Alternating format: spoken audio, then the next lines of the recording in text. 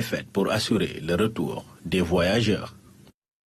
Rentré dans sa région, sa localité, son hameau d'origine, on part pour revenir les poches trouées. Par ces temps de prêt-à-basquer, les gares routières sont prises d'assaut dans le chaos. Départ massif, un marqueur sociologique. C'est une chronique signée Omar Diaw.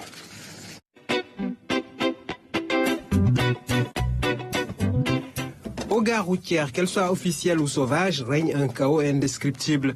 Cette place vétuste, autobus de fortune, qui semble davantage porteur d'infortune.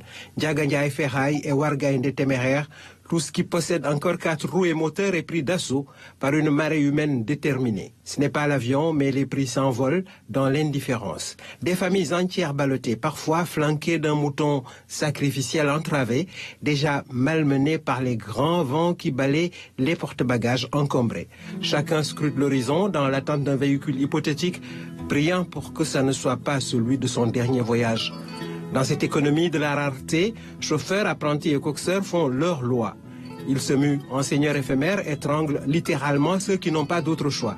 Dakar Demdik, l'AFTU et les grands trains du Sénégal tentent tant bien que mal de venir en renfort. Mais le réseau ferroviaire d'aujourd'hui n'a plus la prestance de celui du 19e siècle.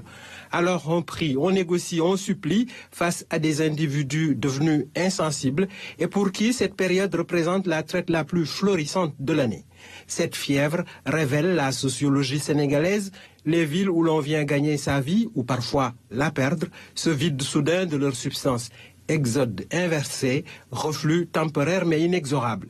Chacun porte en lui une origine, un terroir natal qui attend le retour de ses enfants le temps d'une communion annuelle. La Tabaski n'est pas qu'une fête religieuse, elle devient un marqueur social qui étale sans pudeur les fractures béantes de notre société. Dakar, Saint-Louis, Thiès, Kaolack, toutes ces cités étalent ainsi leur clivage et inégalité. La capitale, dans cette effervescence, transpire, suffoque, hoquette et halète, avant de consentir à se vider progressivement.